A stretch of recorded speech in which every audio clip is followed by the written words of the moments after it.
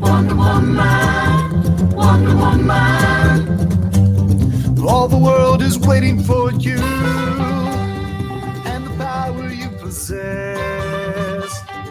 In your satin tights, fighting for your rights and the oath that white and blue. Wonder Woman, Wonder Woman. Now the world is ready for you and the wonders you can do. Make it all good. Hey guys, welcome to the Danger Room. It's me, Dan. I hope you can hear me out there. Let me know. I have kind of an audio issue going on here. If you can hear me, let me know. If not, let me know that too. America. I got a lighting issue as well.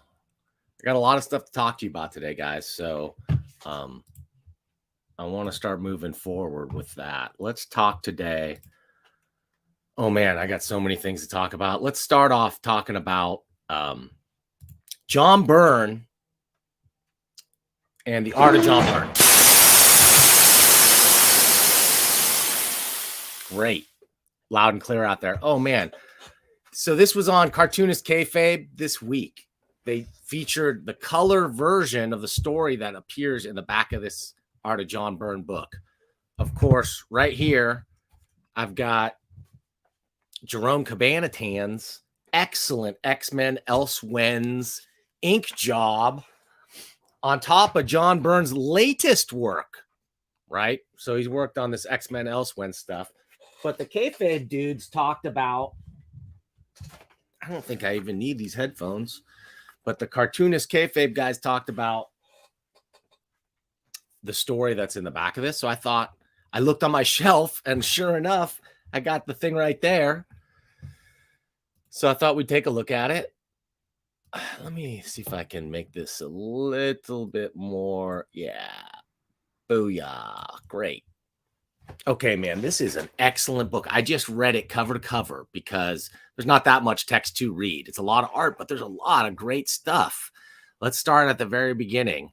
Okay, this came out in 1980.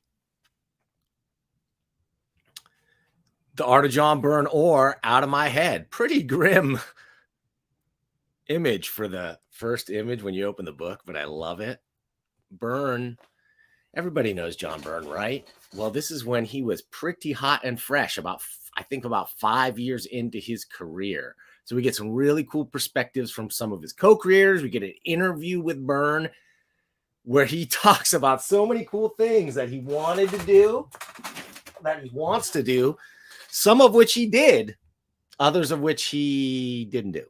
And we'll talk a little bit about it. I want to just look through this book because it's a gorgeous thing. Man, this is really like, it's like a fanzine of the time kind of come to life. As you can see, I paid more. It originally came out as $5.95 in 1980, which when you think about what a comic book cost in 1980, this would have been the equivalent of getting like 12 or more comics, right, at the comic shop. Hey guys, what's happening out there? Hey, you can keep the comments coming as you will. I'll try to answer any questions you've got. Hey, Warren, afternoon. Not here. It's only 11 a.m. Pacific time. Of course, we know we got people all over the world watching this thing right now. At least 3 of you. So let's start off with this foreword here by Roger Stern. Now, this, when I think of John Byrne, I think of my 3. Everybody thinks of Chris Claremont as a major Byrne collaborator, and Terry Austin as a major Byrne collaborator. Welcome, Welshie. And but I really like his work with Roger Stern. The Byrne and Stern run on Captain America, and I think they did some Avengers stuff together. Mwah, really great stuff. Just talking with my pal Larry about this. Mwah.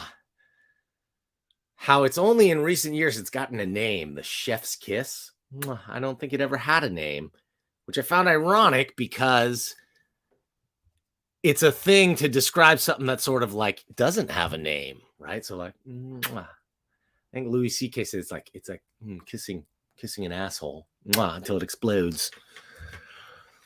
Anyway, the Stern Byrne stuff is great. We've got an intro by Stern, then we've got an intro by Terry Austin, and then a really nice long interview with Byrne. I'm not sure who did the interview because I was looking through the credits and I couldn't quite piece it together. Editor Sal Quartuccio. Book design and interview by Robert Keenan. And I would say the book design is great. It's really well done, especially for 1980. I mean, come on. This is, I'm guessing, yeah, this was pre-desktop publishing by a long shot. So like this was laid out the old-fashioned way, and it looks really beautiful. Great stuff by Austin, a really nice intro by Stern and Austin. And then in the back, there's a nice afterword by Claremont. I thought they ditched Claremont till I got to the very end, and they kind of saved the best for last. So in this interview, man, they really go through Byrne's like origins, how he came to work for Marvel, kind of how he came on board and how he quickly, like at first, they didn't like him. They didn't think he was ready. And then he just so quickly rose to the top as a superstar. I guess he submitted a full Fantastic Four story, spec story that he wrote, that he did. And they held on to for a long time. It might never have been published. So in here, what's great is they talk a lot, like he's right in the middle of writing the X-Men. And he talks so much about his work on the X-Men and his passion, his work ethic in general. I love how he talks about how when he's not drawing, if it was not a terrible day at the office drawing his pages, like he's drawing when he's watching TV, he's drawing when he's eating dinner, he's drawing. John Byrne is a drawer. And what a drawer he is. He talks about his day, his work day too, about how he gets up at 8. He starts work by 9. He goes until noon. He takes a half-hour lunch, and then he works until 3. And in that time, he can do 3 finished pages or 5 pages of breakdowns. Just an amazing, and he does it day after day after day and keeps that rhythm. Talks a lot about characterizations, how he gloms onto certain characters, how like the Thing is the most important character of the Fantastic Four, and the stuff he tried to do to sort of change his character. Really interesting insights to Byrne as a writer as well as a co-creator in this. Quite a bit about why he loves Wolverine so much, because he's Canadian and whatnot. And what's great is this interview takes place spoiler alert, death of Jean Grey. And so he just talks about the upcoming trauma issue, that's coming, and then how the direction they're going to go into individual stories. And he hints that something's going to happen with Jean.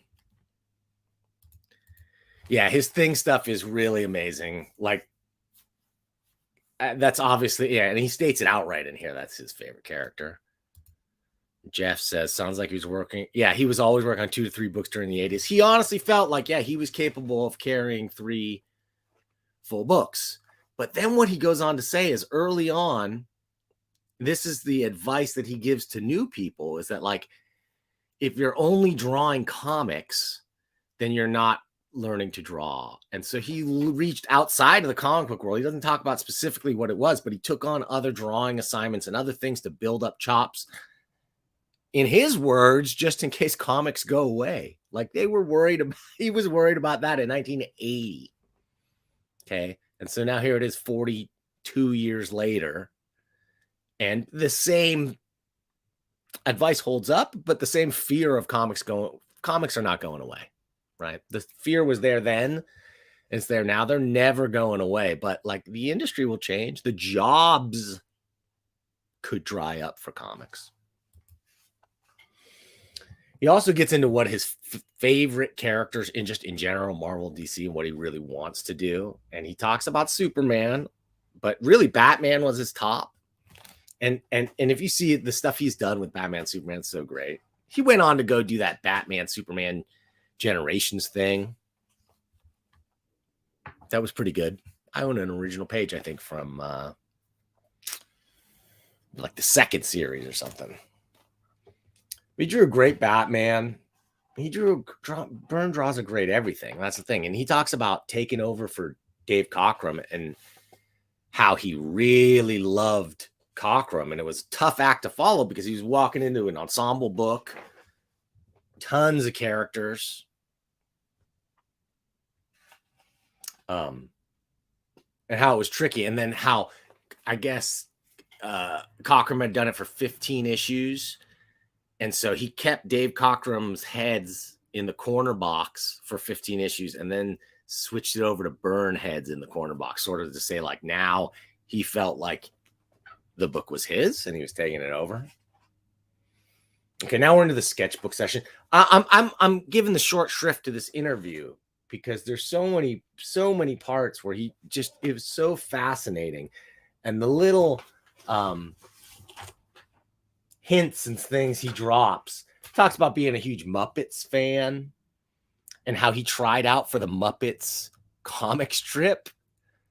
He talks about watching the Superman movie, the Donner Superman movie, like 10, 15 times in the theater, and how it was like seeing it the first time was like he literally likens it to like his first date. Little creepy, but like we understand that was a special movie for that time, and even to today, that's an amazing movie. And the fact that Byrne was so into it, and synthesized that into Man of Steel later, but like putting his own spin on it, so great. He talks about, oh man, I didn't know this, and this is I have never reached out to Byrne yet. I have a feeling he might not do interviews, but I want to. He talks about having a theatrical background. He talks about having a public like cable TV show about the history of comic books in Canada. He's a huge Canada guy, obviously, but a huge Canadian comics guy. Talks about, so his top artists, his top references of number one is Neil Adams. Like when he started, like so many, he was just trying to be a Neil Adams clone.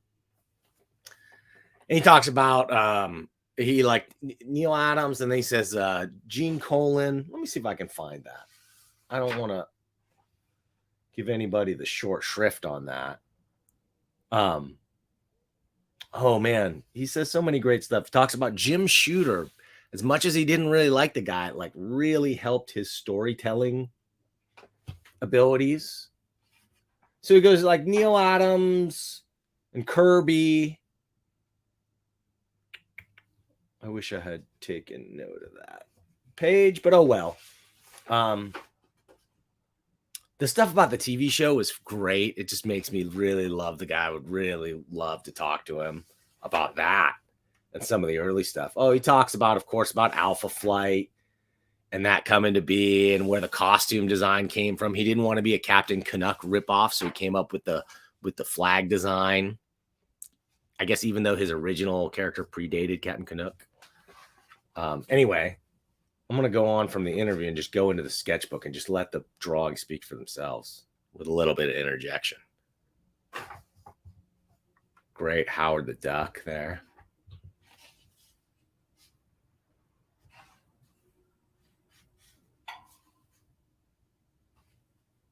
Some of these, I don't even know what the context for a lot of these are. What's great about Byrne is you can recognize his style immediately by his line quality. Like he's truly got a distinct style. Even though it references like his influence, he's so influenced by so many great artists. They talk about, Claremont talks about in the backup, at the end, talks about how in the beginning, everybody was like, oh, John Byrne drew like Japanese characters looking thing, like he only had two faces. He had one male and like one female face, and how he just commented how just Byrne just took that to heart and kept getting better. Every issue a little bit better. He'd start working on the male faces, then the female faces, till like he became what he is, which is somebody instantly recognizable, but who can draw anything. With a dynamism in line with Kirby and a photorealism influence style in line with Neil Adams. I think Byrne walks the line between those two types of styles of the best. I'll just go through this thing. Nice production values on this book too. Here's a full color. I think this is the centerfold. It must be, yeah, with an X-Men Alpha or X-Men Avengers and FF team shot. That's a great picture.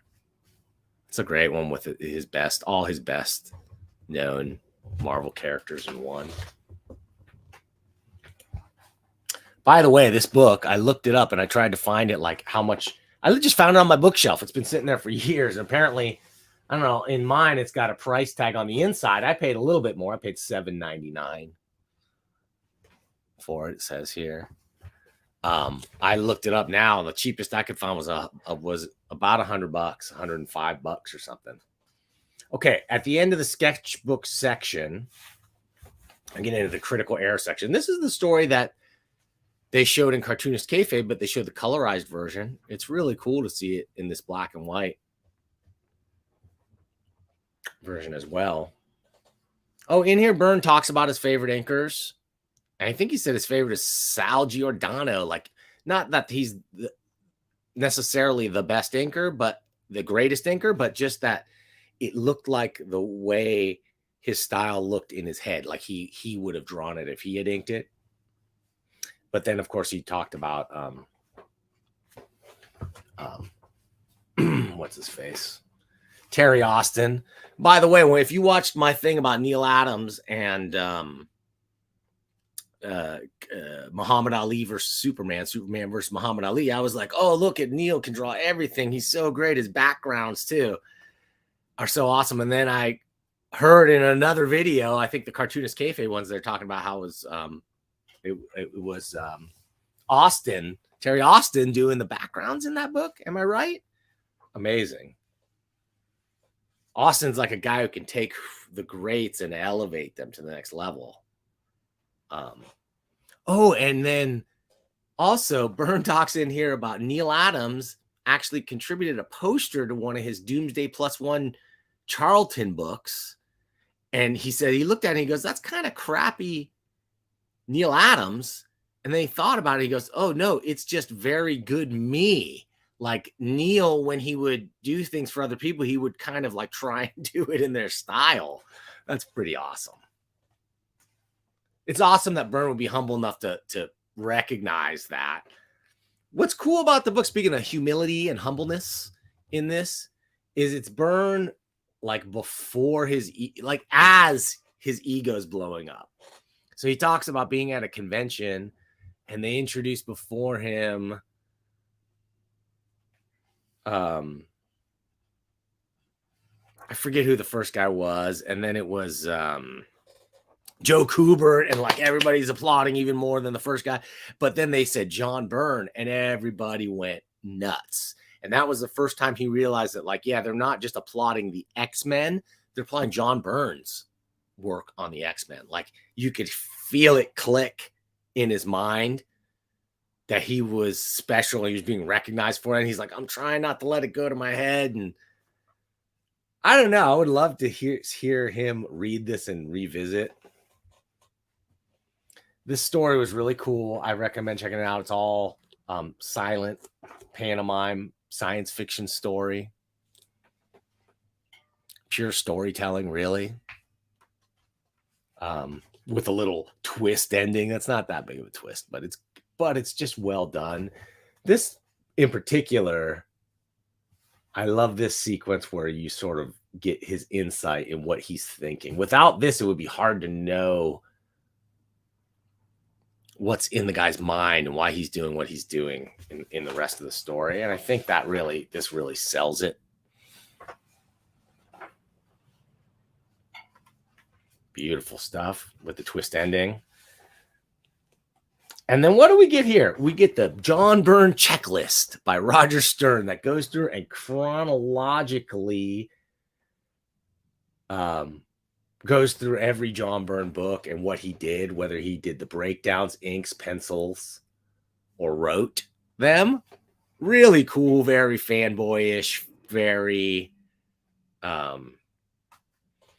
this is very fanzine stuff. This is like a glorified fanzine, but I'll bet you they sold a lot of this thing. If they didn't, they deserve to. It's a really loving thing and a real snapshot into a time in comics, man. I cannot recommend looking for this enough. I would say go out and seek it out on the internet just to read the interviews and stuff. Who cares about if it's... Sorry if you're against downloading stuff that you can't buy for a reasonable price. Sorry, but if you just want to like read it and put eyes on it and read the text, it is so worth it. Okay, and they talk about all the other stuff he's had his work published in.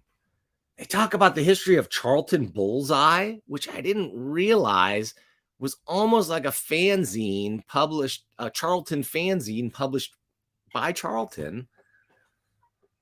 Really interesting stuff. How they didn't really have any editorial input. I mean, they barely did anyway over at Charlton. That was the draw for some of the folks like Ditko that went there.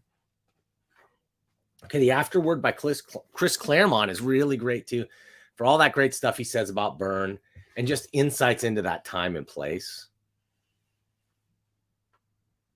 Couple of fun pieces, really cool. This Byrne colored this, and they talk about inside how Roger Stern, I think, is the one who talks about how Byrne can do everything except color because he's colorblind, but he does color. He uses labels on his pens, and they said if you remove the labels, like he would not be able to color. So Byrne is something special, man, and is amazing just from a storytelling point of view. I have to say, as a kid, John Byrne was that guy. John Byrne, to me, reading comics was my Neil Adams, what Neil Adams was to another generation. Most of those guys that like Neil Adams, like J.K. McGill, the guy who hired me at the comic shop, or who I bought my comic shop from, I should say. The guys that were into Neil, I naturally were into Byrne as well. And Byrne was that guy who became a superstar artist. He was the first like named superstar guy that I was really aware of, even in my mind a little bit before Frank Miller. I love also that at a time when like The Dark Knight Returns came out and so many people copying that like grim and gritty style of Miller to varying effect. I really loved that Byrne took Superman in the correct Superman direction and did not try to Zack Snyder him. He Supermaned him up to the extreme. He definitely changed Lex Luthor forever now is the John Byrne Lex Luthor. I think he put his stamp on that for sure. And so many things were taken from the John Byrne Man of Steel. He really was the only guy that I can remember that did a retcon reboot of Superman that ever even came close to sticking. Like they tried, some people will go like Superman Rebirth or whatever, some other Mark Waid or some other guys did some stuff. None of that stuff stuck the way Byrne's Superman was a definitive Superman. I recommend going back and looking at those things again and again. And again and again. All right, wait a minute. Turn that. We don't need that. We don't need that either. Sorry, guys. So we've got some other stuff to talk about today. I'm going to get off of comics for a minute. Although if you know me, you know that it always kind of comes back to comics in the end. I want to talk a little bit about and share my screen and take this in a totally different direction. I'm sorry if I'm going to lose anybody here, but it's okay. It's something I've been wanting to talk about for a long time. Talk about something called Markov chains. Okay. Bear with me, please, because to me, this is utterly fascinating stuff. Okay. Okay, a Markov chain is like their name. It's like a data structure and an algorithm kind of thing. They're named after Andrei Markov, and they're mathematical systems that hop from one state to another. A state being a situation or set of values. For instance, if you made a Markov chain model of a baby's behavior, you might include playing, eating, sleeping, and crying as states, which together with other behaviors could form a state space, a list of all possible states. In addition, on top of the state space, the Markov chain tells you the probability of hopping or transitioning from one state to any other state. For example, the chance that a baby currently playing will fall asleep in the next 5 minutes without crying first. So here's a really simple Markov chain, and we can speed it up here. Like, this is a really simple thing where the odds of transitioning from A to B is 50%, and from B to A is 50%. So what you would think is like it would just switch back and forth, but in reality, that's not how probability works, right? So these chains are, sometimes it'll hit B and it might spin on B for a few times and hit A and spin for a few times. Sometimes it might hop right back and forth. It's like a series of coin flips that are dependent on each other. And you could sort of represent it like in a state chart like this. Okay, where like the rows and the columns represent the different states, and then in the boxes in between it, this represents the probability of jumping. The probability of A going to A is 50%. So if we increase that, so make it more likely that A will stick with A, right? And as we'll see, A stays there longer. It does still have a 12% chance of popping over to B. Oh, and there it did. B's got only its 50% chance, so it's way more likely to hop back to B from A. And there it goes, right? And you can really mess around with these things and dial them in. So going from B to B, yeah, you can change the probabilities, and that affects the state. So why do we even do this? Who cares? There's a bunch of different applications for this. One of which is like auto predict on your phone, right? So when you start typing in letters and words, it's presenting you with what it thinks the word should be based on the probability of what that word would probably be based on a Markov chain of the letters. So when you start typing in B, it looks for all the words that start with B and puts the most likely ones at the top of that list. And as you add more letters to it, that list narrows down. Okay, so in this, let me see if I can make this bigger. Yeah, let's see if I can pump that up a bit. So in this representative example, we've got a real set of data here. For example, we check how frequently a new dam will overflow, which depends on the number of rainy days in a row. We start off with this real pattern of data, right? It rains, it rains, it rains, it rains, it rains, and then it eventually stops raining. In other words, the likelihood, here it stopped raining, it's sunny. In other words, the likelihood of it being rainy is much higher if the day before was rainy. So one way to simulate this would be like half of the days you have a 50% chance you're flipping the coin every day for rain. And if you did that, you'd generate something like this sequence down here, which if you look at it compared to the original sequence, just doesn't seem like that sequence, just doesn't seem very much like it. So we can mimic the stickiness with a two-state Markov chain. Wait, let me shrink it again. Yeah. So now, if we model it based on these probabilities now, and I'll crank up the speed to make it happen faster, now we get a simulation that is much closer to our original data set, meaning like long chains of rainy days and long chains of sunny days. So in the hands of meteorologists, ecologists, computer scientists, financial engineers, and other people who need to model big phenomena, Markov chains get to be quite large and powerful. For example, the algorithm Google uses to determine the order of search result, called PageRank, is a type of Markov chain. Okay, so in other words, they look at a link, or they look at a page and they look at all its links, and they look at all the people that link to a page, rather. And the more people that link to a page, the higher in likelihood that's going to match what you're searching for, right? That's involved, probabilities involved. Okay, great, Dan, who cares? What can you do with this? Well, with just a little bit of programming. This is something I want to bring to this show, is that, like, I love programming. But I taught myself. Okay. I made a good living out of it, but it's something that I do for fun because it's just interesting.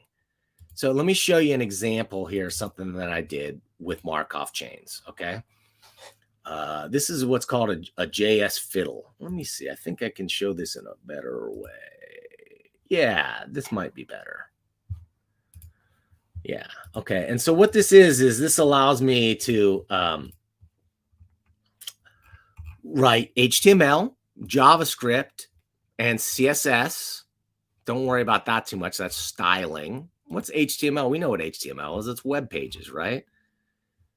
And lets you write some JavaScript and HTML and lets you sort of fiddle around with it, right? That's what the JSFiddle is. So let's look at this fiddle I wrote called Visualizing Markov Text. So what this version does here is this creates Hardy Boys titles. So what I've done here is I've seeded the Markov test with chain with a bunch of existing Hardy Boys titles. Attack of the Video Villains. Right, wait a minute. Let me reset this. Wait a minute. Hang on. Let me bring this in. Okay. So I've got all the Hardy Boys titles here. And I can click generate, give it a minimum number of words that I want in the output of my Hardy Boys title. So I'll say 5 words and I'll say generate. Okay. Passport to Danger in the Snow Leopard, right? That's not one of these titles, but it's using the words and kind of writing in the style of these words by using Markov chains. So let's look at this visualization I created of the data. Okay. I'm going to hit this debug button here, and that's going to show us even more. Okay, but what is this? I'm going to hit generate.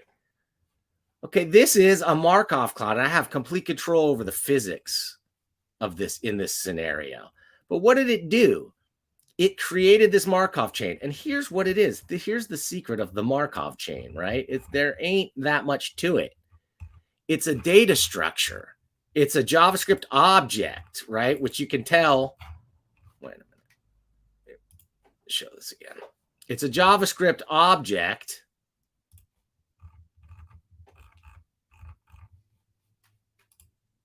Yeah, here we go.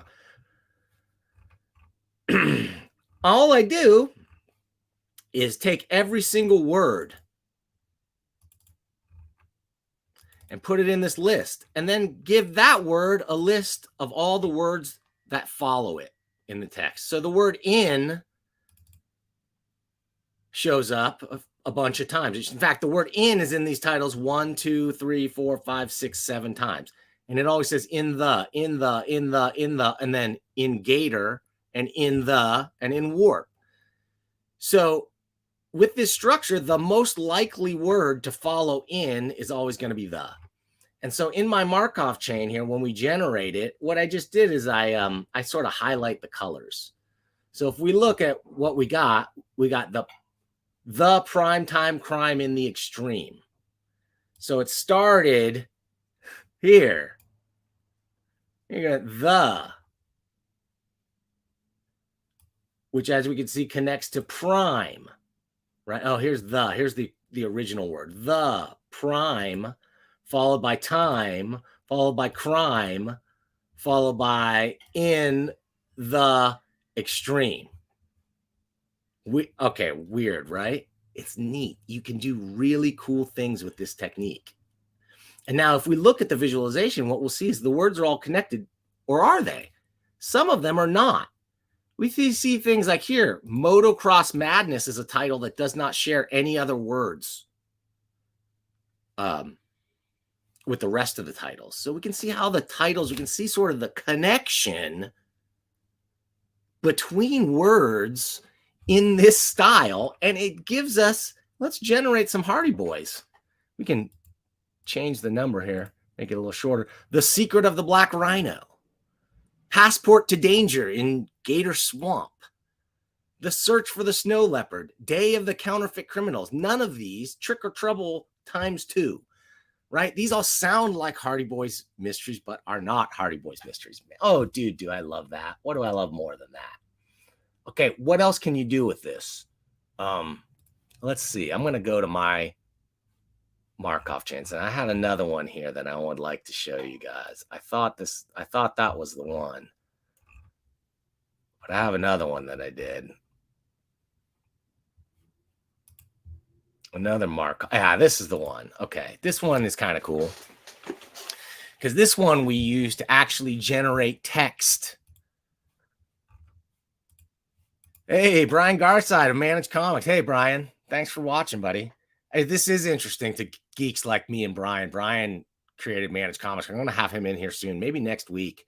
I'm going to catch up with you soon, Brian. I'm sorry I haven't been in touch.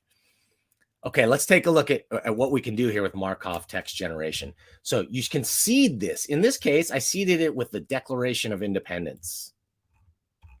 Okay. So let's hit generate until we need at least 7 words that work. The unanimous Declaration of Rights themselves invested with certain unalienable rights that they are absolved from time transporting us. The history of and eat out their exercise. Like these things all kind of like almost sound right. It's fun to use this stuff for if you needed to generate like lorem ipsum text types text.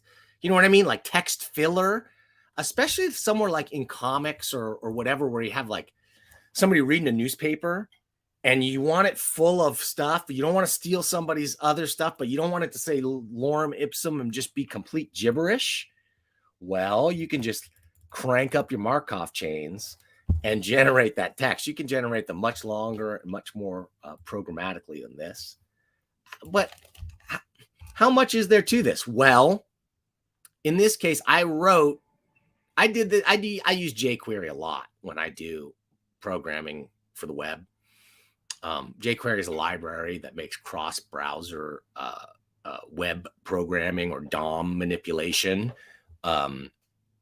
easier. And I wrote a plugin called Markov Maker, okay? And you can find this thing. Maybe I'll put a link down there. You can find it and use it. And it's as easy to write the program that you're seeing here. You know, it's 125 lines of code or so. You set up a few different things to do it. And you set up, like, for instance, what are your terminators? What do you consider a punctuation mark? What do you consider the end of a sentence? Just so that it can build the Markov chain. I showed you before, the Markov chain is a really simple structure. I kind of struggled with it one time because I was like, I got to figure out the percentage probability of choosing the next word and add that into a data structure so I could look it up. But it ended up being so much simpler by just putting in an array and putting an array of all the words that follow it and just randomly selecting an item out of that array. That's exactly the same as using the probability of selecting one. If you're randomly selecting one and one word is there more times than the other, you've increased the probability. So the algorithm is extremely simple, but it's extremely fun and useful, the kind of stuff that you can do.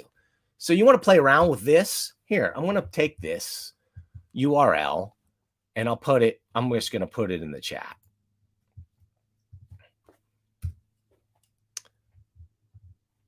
Okay, I'm gonna throw this up there, and I recommend you take a look at it. And you can fiddle around with it, you can fork it, you can do whatever you want with it. If you want the other one, you can get to it too by just clicking on my face and you can see this fiddle. I like this one, and I think I brought this one up for a reason, because I do a lot more with the visualization here. I'm using a library called Viz.js, which has this built-in physics simulation. Let me generate this again. And then I use that to sort of like illustrate. So for each Markov chain, you can see the sort of brighter green ones are like the beginning of a title, and the yellow ones are the terminator for the title, the last word in the title, right? So you can even, just by looking at this, sort of like choose your own. What's great, you can sort of choose your own and walk your way through the chain, the, prime, time, crime, whatever. You can zoom in and out of this. Wait a minute. Let me get this back into this size. You can zoom in and out of this thing. And it's got complete physics as well on these things. So you can move them around. And I added the debug mode in here because you can control the physics. It's pretty neat. Like if you want to go into a mode that's a little easier to understand, we'll go into hierarchical mode. And this makes it a little easier to sort of see the structure of this thing, right? You can see how the words kind of break down, so always starting at the top, how the is obviously the most likely thing to start with. And then these other guys are just sort of floating out in space, unconnected to that. Now, the beauty of this is you can put whatever you want in here. So you want to use this to generate something else or add to this list, you can just put in whatever you want in here. So we could look for like, maybe like Nancy Drew. You could put in Nancy Drew titles or anything with kind of similar, that follows a pattern. And if you're like me, you're going to have a lot of fun just doing this, just clicking on this thing. Wait a minute. Just clicking on this thing.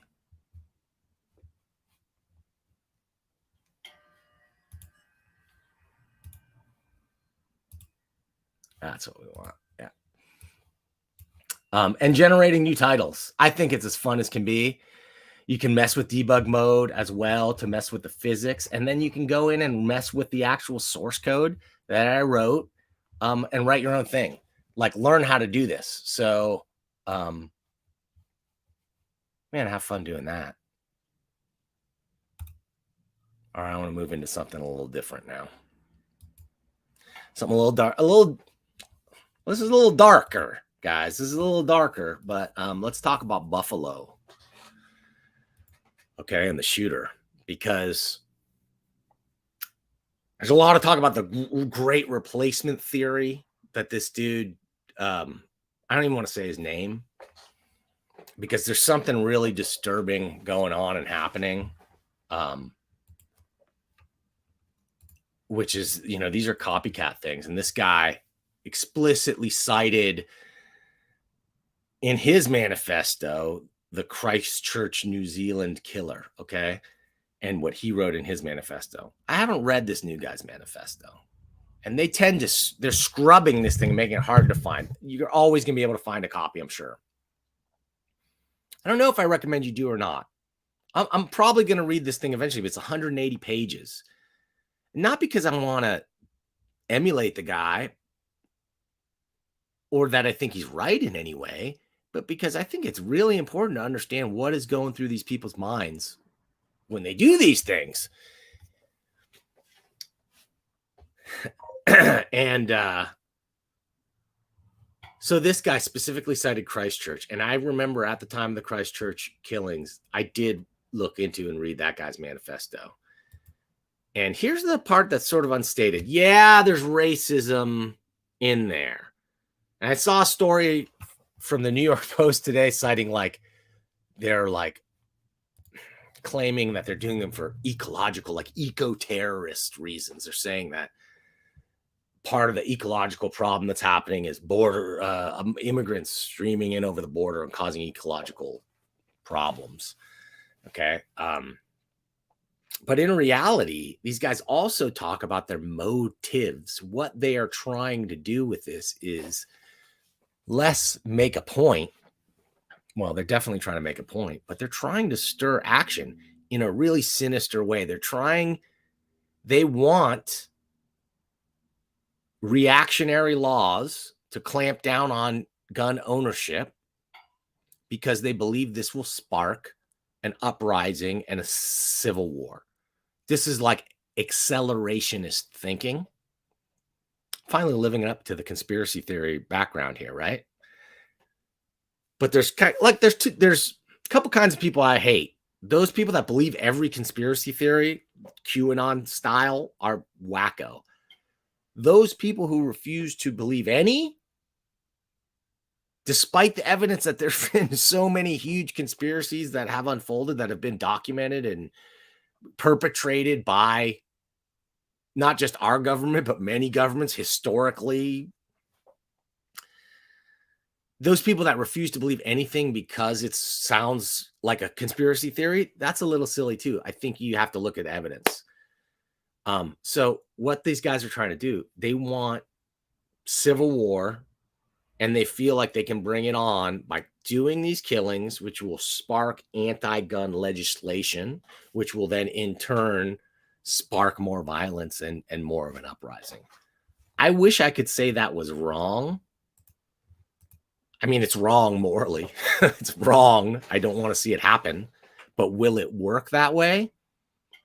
Honestly, I don't think so. I don't think we would see a giant uprising of people if, say, they did something like banning so-called assault weapons. And I don't want to get into all the dumb arguments about gun control, about, it's not an assault weapon, it is an assault weapon. What, you don't even know what an automatic weapon is. What's a semi-automatic weapon? Blah, blah, blah, blah, blah. I actually know the difference between those things. I actually think most of the hoo-ha about so-called assault weapons is just that hoo-ha. It's ridiculous when most of the killings in this country happen with handguns. The vast majority of them, so many more. Now, am I saying they should ban handguns? No. Do I think it would save lives? Yeah, it would. It undoubtedly would. So would banning cars. Right? Banning automobiles would save a lot of lives. I don't think the right answer is banning. I wish I knew what the right answer is. Do I feel like it's crazy to feel like something as potentially devastating and powerful as a weapon should require registration when you can't own a car without registering it? Yeah, no, I think it should probably be registered.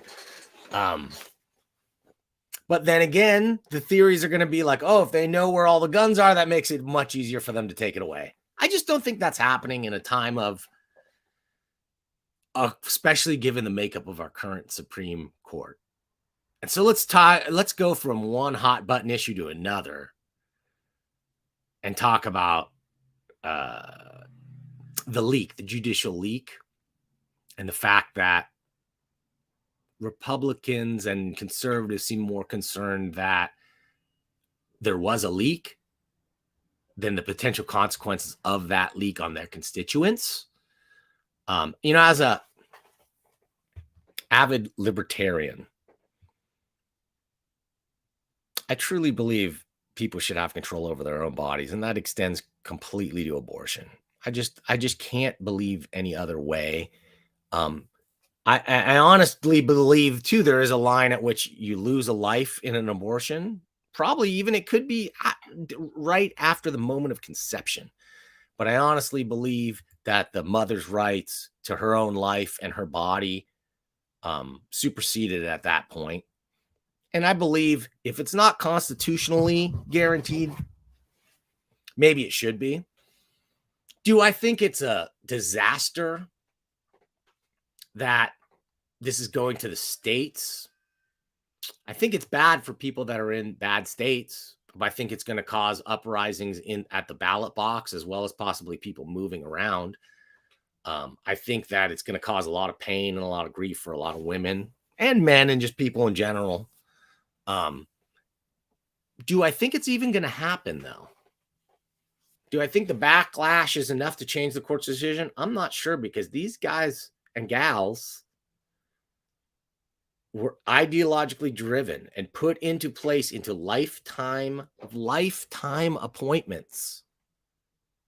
Okay, being driven behind the scenes very ideologically for like this specific goal for a really long time. So I believe we're headed down that road. Now, will that cause more Supreme Court cases? That's the thing. They can just choose not to hear those things and let the states decide. And if that's the way that we have to go, I guess that's the way we have to go. I personally think that the Supreme Court is one of the most undemocratic institutions imaginable. Lifetime appointments is kind of insane. And not even, as I understand it, constitutionally mandated. That came later, actually out of a court case, I believe. I don't know all the details. I'm not far from a legal scholar. I'm barely a comics scholar. I'm not a comics scholar. Okay. But do I also believe that this was leaked in order to drive Democratic turnout at the elections? Almost undoubtedly. Is that a bad thing? No. Do I think, am I against the leak? Not really. I think we got the right to know these things. Am I against the protests at Supreme Court justices' homes? Fuck no. Fuck, I'm not against that. As long as they're not violent, we got a right. People have a right to make their lives as uncomfortable, not even close to as uncomfortable as a woman in need of an abortion who can't get one would be. They get a little inconvenienced by somebody making some noise during the daylight hours around their house. I'm okay with that, given the incredible levels of power that these people have. So what's the answer? Do we go into artificial intelligence for court cases that can just look at the letter of the law and leave political judgments out of that? That is one of the most dystopian things you can imaginable. Depending on how the programming's done and how it works and whatever. Can you imagine? Like, there is no pity or compassion at all in any judicial judgments. So I don't know that that's the right answer. I honestly think if you're going to have these kind of appointments, I think term limits make sense for Supreme Court. I also think increasing the number of members on the Supreme Court makes a lot of sense. I think that, frankly, I think that changing the way justice is done in this country is in order. Are you kidding me? These dudes, they literally sit on a high perch wearing robes, judicial robes, to signal their greatness, right? And if you're not telling me that doesn't have a psychological effect on them, and these guys are the Supreme Court justices, not just judges, they are justice itself, okay? If you believe that power corrupts, then you have to believe that the Supreme Court justices are corrupt and sold out to different ideologies, platforms, funding sources, the people that got them nominated in the first place. All right, so I really believe the less democratic the institution is, the more despotic it can be. That's why the presidency itself, it's great we have these checks and balances in place, but they're all completely out of whack. We've forgotten about those checks and balances and allowed politics and loyalty to your party above loyalty to your country and your constituency to dominate what's going on in political parties. It's pretty disgusting. Okay, I got one other thing to talk about I want to share with you guys today. It's sort of in these lines. I'm going to share, if I can make this work, I'm going to share a YouTuber. Let me see. Named Young Rippa. Okay, this guy is also a libertarian. And he's got some stuff to say about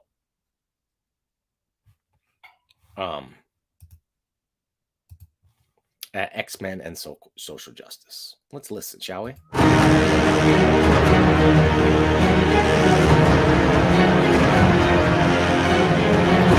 hear this, though. I need to fix my audio. Shit, man. Let me see if I can do this. All right. I really want to watch this guy because I watched some of it and I honestly could not believe or understand what the heck, where the heck he was coming from. Although he does have some interesting points. He's a fairly well-known fella. Let me see if I got this working. It is not a secret that the advocates of social justice when it comes to comics are very dishonest people. They are leeches that exist to only hijack subcultures and fandom. And honestly, they do a great job of this. But when it comes to the old social justice has always been a part of comics thing, the go-to cliche that they use is referencing the X-Men as an example of this. There are usually two claims that are often misunderstood, very misunderstood, surrounding this idea. One, they say that the X-Men was flat out created to be social justice. And two, the Magneto and Professor X, that whole conflict, they were created to represent MLK and Malcolm X. Both of these are either partially false or entirely false, depending on the narrative. Notice. Okay, let's just start it off here. You can see where, guys, let me know if the audio is okay. Are you hearing that? Is there an echo or anything like that? Please let me know if you're having a problem. So he's got 2 points to make, right? One is that the X-Men were not explicitly created to be a social justice metaphor, I guess, or explicit. This is where the fine point comes in. This guy's his definition of what is a metaphor or what is metaphorical and what is an explicit representation of is sort of the finer point that he's getting into. These are almost straw man points, like the Magneto as Malcolm X, Professor X as Martin Luther King thing. I don't think that was in Stan's mind at the moment necessarily, but no doubt the zeitgeist of what those guys were saying and the civil rights movement were just like prime on everybody's mind. So whether it was specifically created with those two people in mind, I think doesn't matter. These claims are hardly ever backed up with anything other than like some headline of an article. First and foremost, no, Stan Lee did not create Magneto and Professor X with the sole intent of having them be analogies for MLK and Malcolm X. Okay, already serious equivocation, right? Wait, yeah, no, yeah, here we go. Already serious equivocation, like we're not created solely as representations. Well, okay, I guess we agree on that, but that's a bit of a straw man. They weren't even specifically created to represent the civil rights era. If you read the X-Men when it first came out, it's not even remotely analogous to the civil rights era. So it makes sense as to why Stan Lee said in an interview that the metaphor was given to him more so as a gift. It like fell in his lap. He didn't specifically create it, and he didn't create the comic to represent the civil rights era. It was more of a case that there happened to be a metaphor at the time that could really make the narrative more relatable. He even admits that any sort of portrayal in terms of Magneto being Malcolm and Professor X being like MLK was something that was done unconsciously. He literally says that himself. He didn't try to do it. This makes sense. Okay, straw man, like this is what I just said. So even if it was unconscious and the metaphor was handed to him, that just means it was the perfect fit. You're really quoting out of context here, trying to say that Stan Lee was not fighting for social justice, was not an advocate of social justice, and that the X-Men aren't just a metaphor, a blanket metaphor for social justice, not to a specific group, but to any marginalized or disenfranchised group. I don't know. Again, because Magneto in his first appearances was just a regular cutthroat sort of villain. Professor X and the X-Men sort of stood in his way. He was a supremacist in a sense. He had intentions on ruling the world and the lesser humans, not any sort of common goal with Professor X. Don't take my word for anything. Just go read the comics starting in 1963 up until really the damn 80s. To say that they were specifically created to be metaphors for the civil rights era is not only lazy, it's flat out and verifiably false. It wasn't until Okay, so he's just saying that to say that the X-Men were a specific metaphor of Martin Luther King versus Malcolm X's civil rights disagreements is wrong. Okay, Ripa, you're right. You're right, Eric. It's hard to argue with that because I don't think it was specifically, but that it was a metaphor, which is not meant to be specific, kind of says it all. Till the 80s when Magneto became more of a villain that people sort of tried to sympathize with, and he had that past intertwined with Professor X. That was actually a bit of a retcon. So if the SJWs read comics, which they don't, they'd understand this. Chris Claremont's era of X-Men is way more analogous to that era, but even that isn't specifically referenced to the Civil Rights era.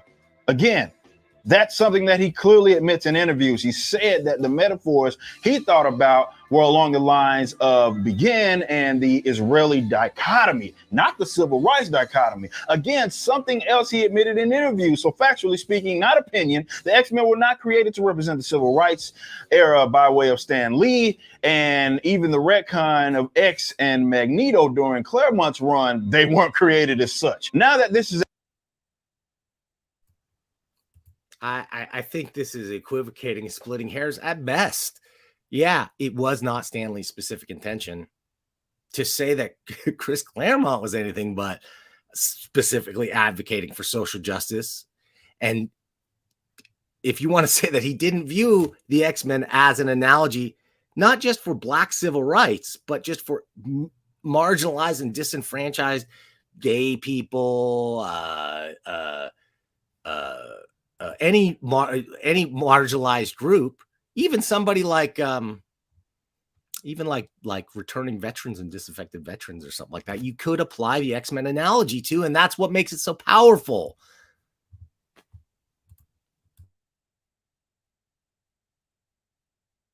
out the way, it is no secret that the X-Men have had stories created around them that can absolutely be interpreted in multiple ways. That's what good writers are able to do. It's also not a secret that mutants have been disenfranchised at times. X-Men have been the enemy of not only the standard villains, but governments and the citizens among them, though not always. This conflict has made for some very classic storylines and became the identity of the X-Men. The problem is that the social justice advocates conflate this with social justice. This is why I think that they are projecting when they say things like, everyone you dislike is a social justice warrior, according to you. No. I think that everything that you do like is something that you like to claim is related to social justice. Anybody with half a brain, however, understands that heroes being disenfranchised, or aliens or types of people being enfranchised and made to be the enemies of others because they are different is not exclusive to social justice. In fact, I'd argue that just about every single mainstream comic book character has had some sort of conflict where they have people or types of people that are disliking them because of what they are. This isn't even exclusive to the X-Men or mutants. This is also a self-defeating point because Malcolm X was not an advocate.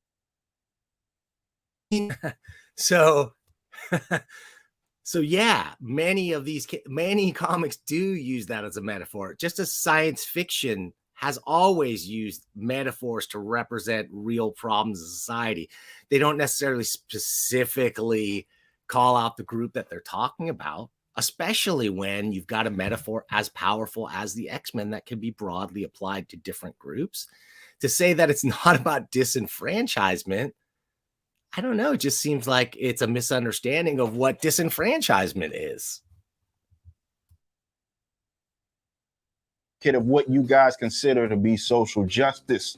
Ironically enough, he's one of the most misunderstood civil rights figures, as people just think that he was simply a more militant MLK. He wasn't as peaceful. He was willing to fight back. This is objectively false. I have a video going through some of Malcolm's ideals, and I'll link that in the description. But Brother Malcolm X and MLK were ideologically, fundamentally opposed. They weren't friends. They weren't even former friends like X and Magneto were after the retcons. And the social justice advocates, I guess that's fair, but like it's again, they were not an explicit metaphor, and it was the evolution of in the 80s of that ideology from the 60s that led to them sort of re-examining that and looking at them in the light of MLK and Malcolm X. Now, of course, it doesn't follow their stories exactly, and or even claim to. So this point it's lost on me. Yeah, yikes is right. that advocate diversity and inclusion. He wasn't for diversity and inclusion. He damn sure wasn't an integrationist like MLK was. The only similarity they shared is that they both recognized that black people were getting the crap end of the stick. Malcolm X, however, wasn't trying to do sit-ins or force himself into white businesses or championing the Civil Rights Act or anything like that. Nor was he trying to force white people to accept him. He, in fact, wanted blacks to be self-sufficient, and he knew that the Civil Rights Act was sort of a joke, and the politicians were just using black people to sort of advance their power. But he wasn't a supremacist either, like folks on the other side tried to paint him as, especially post-Mecca. This wasn't a case of two people with the same end game and different tactics. This was two individuals on completely opposite ends in terms of end game. So all in all,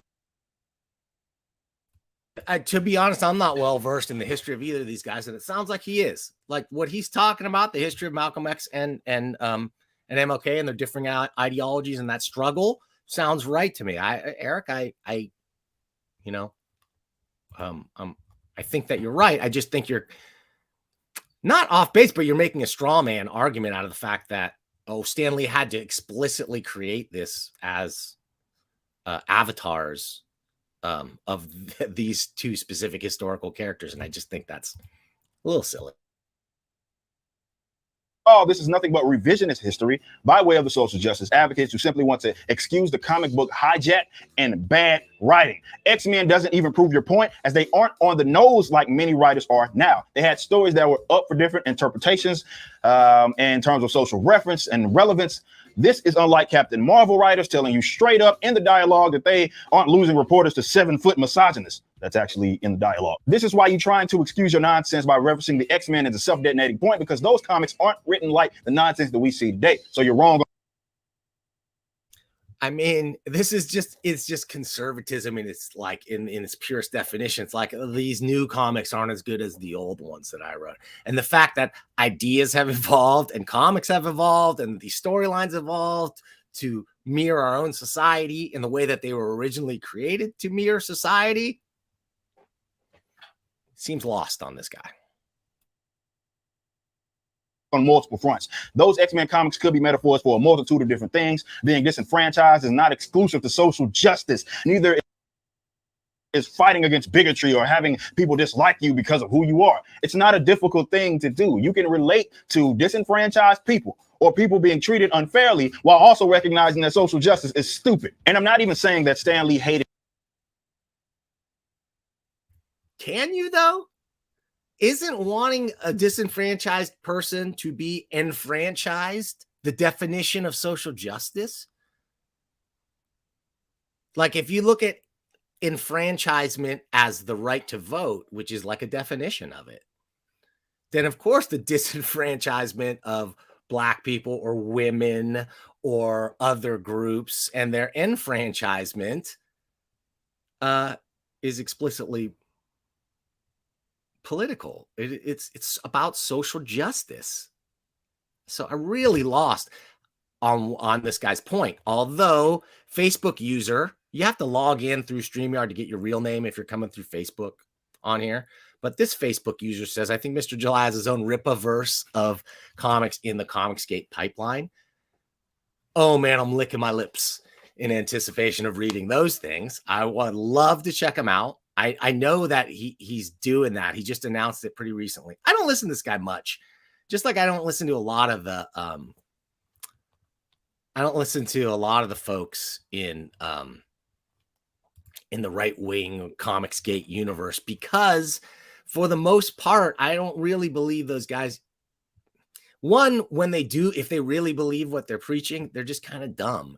and it's so one note and it comes again and again. It's the same thing every day.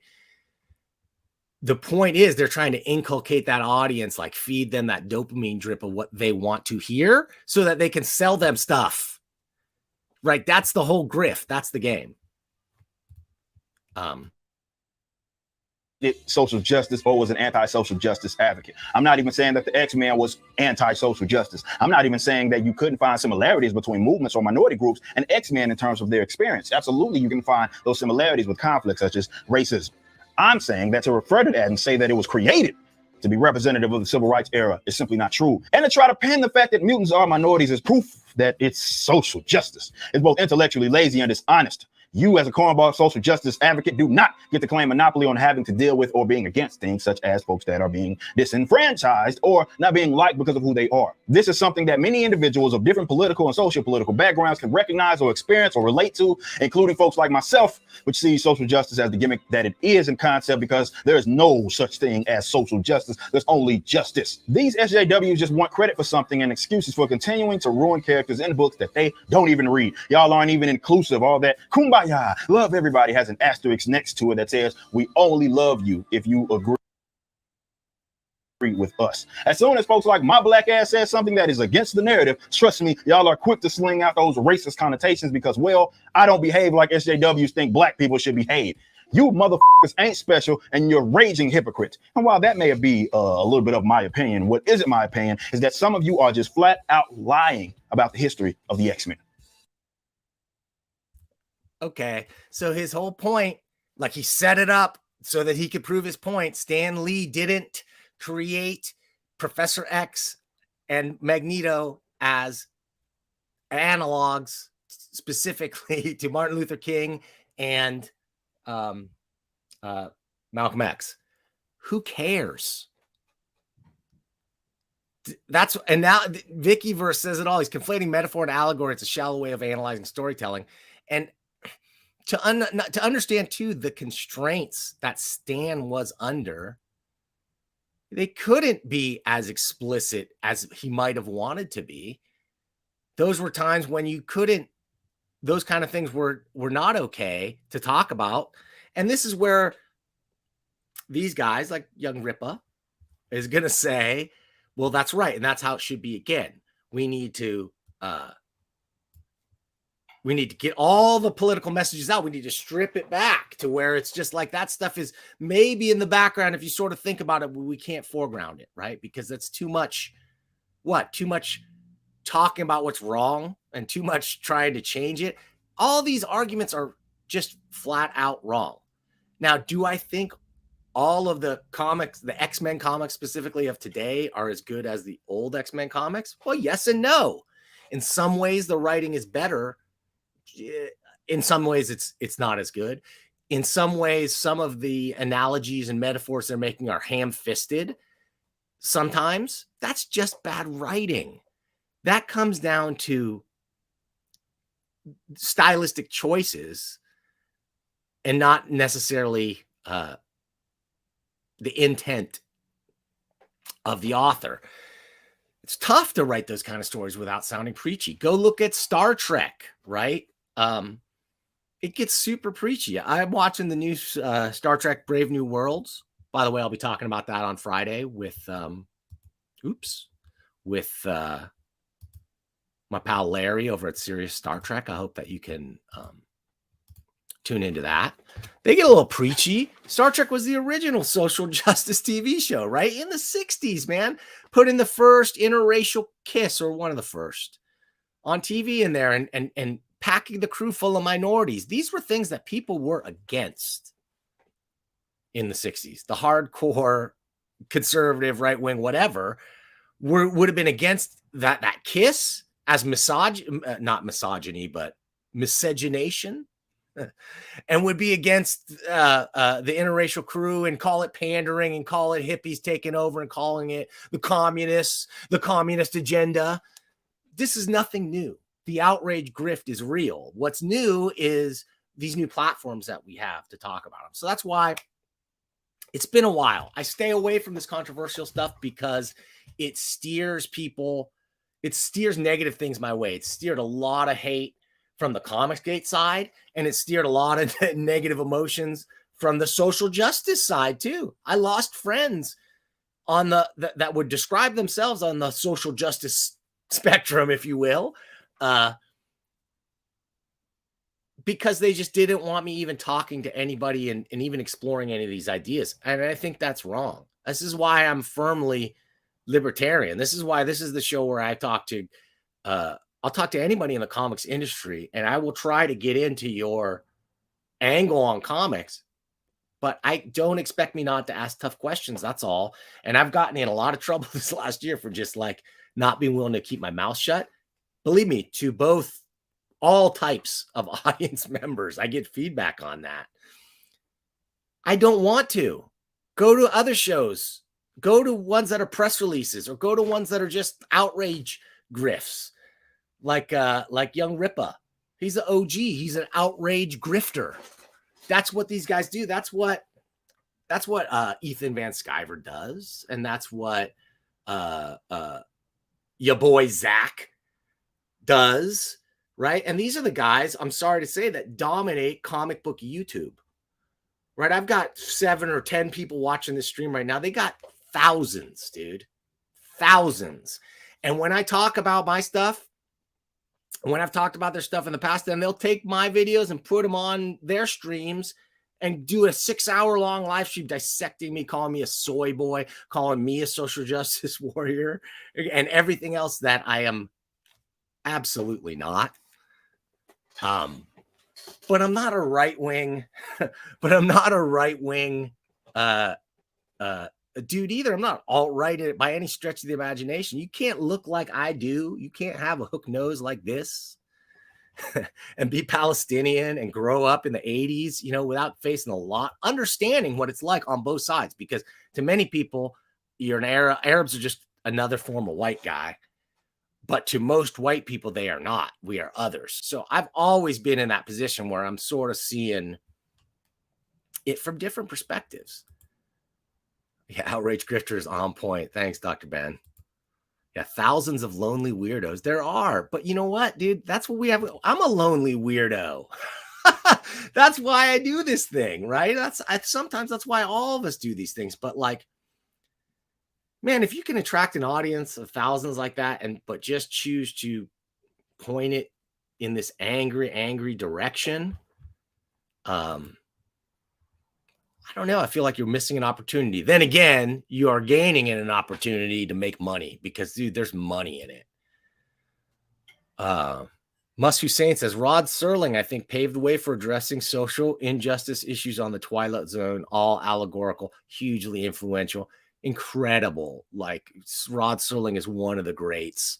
All the guys of that era were social justice advocates, the greats of television.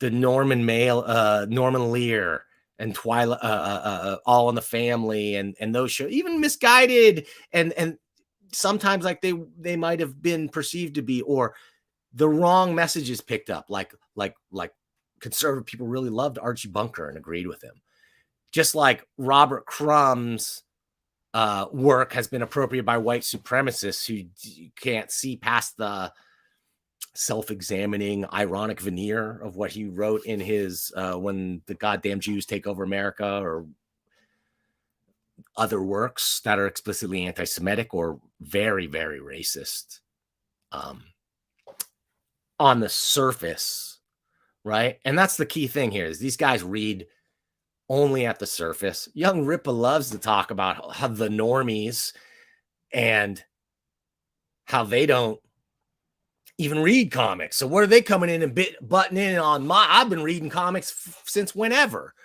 you know, so why would they butt in and tell me how to do my stories? Jesus, dude. It's because comics have been utterly male dominated in the industry for their entire existence. Okay. The females that came through were exceptions to the rule. And so now that they've gained some level of power and purchase in the industry and want to start shining a light on their own agenda in a way that it was kept in the dark in the past, now that's a huge problem, right? Now social justice is a bad thing. So I man, I really hate this world that we live in. I hate the world where even just talking about this stuff, I'm not going to use the word canceled, but it's a way to get people to just completely discount you. Now, I was critical of Ripa's video there, but also there's some things that there's common ground there. So I will say this, I would be willing to talk to the guy on my show or his. Of course, that's a big favor to me, not to him. He's got a huge audience and I don't. But I'm always willing to talk these things through, especially with a fellow libertarian. I think some of the stuff he talks about is interesting. Although my own libertarian leanings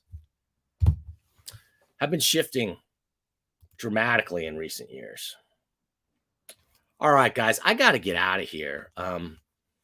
It's not always easy being a lonely libertarian. You know, when you're a guy stuck in the middle, you're not a white guy to everybody, you're not a minority to everybody. You start to see the world in a different perspective that is not strictly through that lens of identity politics. So yeah, I probably agree with young Ripa and a lot of conservatives in the sense that I don't think strict adherence to identity politics is helping anybody in this country. On the other hand, there is no way to look at the history of what's gone on here and not know that there's a history of great injustice to so many groups of people. Holy cow, am I equivocating enough? But that's honestly how I feel. You can be awake to injustice, but not intolerant of every view from your fellow man. Can we agree on this? Thanks for watching. Come check me out next time. I hope we can solve all these problems. We'll see. Come back on Thursday talking about crime comics and Friday about Star Trek.